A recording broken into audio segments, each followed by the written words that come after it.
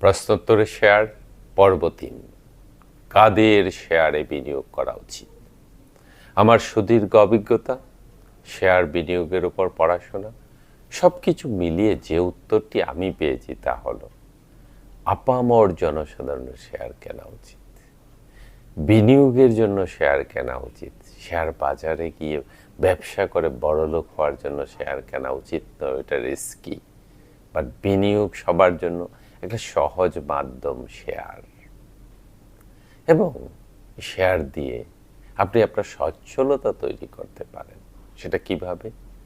আপনি 10টা ভালো কোম্পানি চয়েস করেন, ব্যাংক যদি আপত্তি না থাকে প্রথম 5টা ব্যাংকের শেয়ার আপনি কিনতে থাকেন। আমরা জানি কোন ব্যাংকগুলো ভালো, কাদের নিয়ে পেপারে লেখালেখি কম হয়, কাদের সুনাম আছে, জাস্ট কিনে যান। এবং সুবিধা কি, বাংলাদেশের মার্কেটে বেশিরভাগ সময় মার্কেট ডাউন থাকে, কাজে আপনি না বুঝে কিনলেও কম দামে কিনছেন। আপ মার্কেটে কিনলে পরে আপনার লস হওয়ার সম্ভাবনা বেশি থাকে।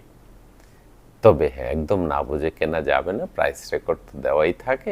আপনি মোটামুটি হাই প্রাইসের শেয়ারগুলা কিনবেন না, রেকর্ড দেখে একটু লো প্রাইসে আছে সেগুলো কিনবেন।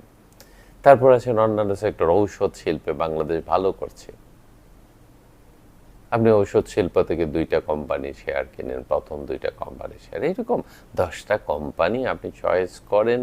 আর পরামর্শ দেওয়ার জন্য তো অনেক লোক আছেনই মার্কেটে, ভালো পরামর্শ যারা দেন তাদের পরামর্শ নেওয়া যায়।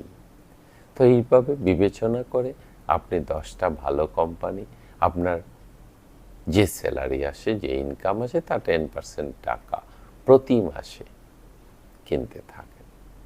আপনার সেভিংস মানে আপনার বিনিয়োগ থেকে পরের বছর থেকেই বা এবছর থেকেই আপনি ডিভিডেন্ড পেতে থাকবেন।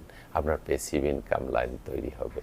এবং এখনকার সচ্ছলতা বলে যার যত প্যাসিভ ইনকাম সে তত সচ্ছল। কাজে আপনি 100টা করে শেয়ার কিনেন, মাসে বছরে 1200 শেয়ার। সিম্পলভাবে শুরু করেন। কমপক্ষে 2 টাকা করে ডিভিডেন্ড এইরকম দেয়, এরকম অনেক কোম্পানি আছে। আপনি 2400 টাকা পরের বছর ডিভিডেন্ড পাবেন। দ্যাট মিনস মাসে 200 টাকা প্যাসিভ ইনকাম বাড়লো। হ্যাঁ, এই 200 টাকা দিয়ে কি হবে? না, শুরুতে 200 কম্পাউন্ডিং হয়ে 10 বছর 15 বছর পরে এটা 10,000 20,000ও হয়। কাজেই রেকর্ড তাই বলে। কাজেই অল্প অল্প করে শুরু করেন। নেশা বানান শেয়ার কাউন্ট করা। আমি তো বলি, অনেক ভিডিওতেই বলেছি, শেয়ার হলো মডার্ন ফর্ম অফ জমিদারি। আপনি 1 কোটি টাকার জমি না কিনে 1 কোটি টাকার শেয়ার কিনেন। যেমন আপনি এভারেজে 25 টাকা দামের শেয়ার কিনলেন, তাইলে আপনি 4 লাখ শেয়ার পাবেন। এক সময় আপনি 15 বছর ধরে ফেলে রাখেন, 15 বছর পরে আপনার শেয়ার মোটামুটি, অনেক কোম্পানি আছে যারা একটা লং টার্মে মোটামুটি 15-20% বোনাস দেয়, রাইট দেয়, তারপর এরকম মাঝে মধ্যে গ্যাপে গ্যাপে দেয়। সেক্ষেত্রে দেখা যাবে কি আপনার শেয়ার সংখ্যা অনেক বেড়ে গেছে। আপনার 4 লাখ শেয়ার হয়ে যাবে 10 লাখ 12 লাখ শেয়ার, তখন বছরে 24 লাখ টাকা ডিভিডেন্ড। কাজে আপনার যদি একটা প্যাসিভ ইনকাম মাসে 2 লাখ টাকা দাঁড়িয়ে যায়, আপনার আর কি করার আছে বলেন? অ্যাক্টিভ ইনকাম যা আছে তো আছেই, প্যাসিভ ইনকাম। কাজে আপনার কত সম্পদ আছে, কত গাড়ি আছে, কত বাড়ি আছে, তার দিকে না থাকিয়ে আপনি প্যাসিভ ইনকাম বাড়ানোর দিকে নজর দিন। আপামর জনসাধারণ এটা করা উচিত।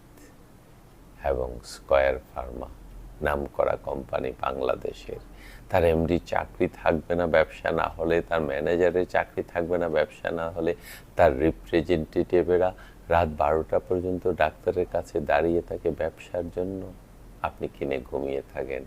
এক পাতা স্যাকলো অথবা অন্য কোনো সার্জেল কী আছে আমি যতটা জানি না, বাট একটা বিক্রি হলে আপনিও 1 পয়সার দাবিদার যদি আপনার কাছে 100-500 শেয়ার থাকে।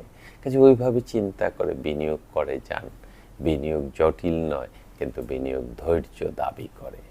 ধৈর্য সহ ভালো কোম্পানি বিনিয়োগ, ভালো কোম্পানিতে বিনিয়োগ আপামর জনসাধারণের জন্যই উপযোগী।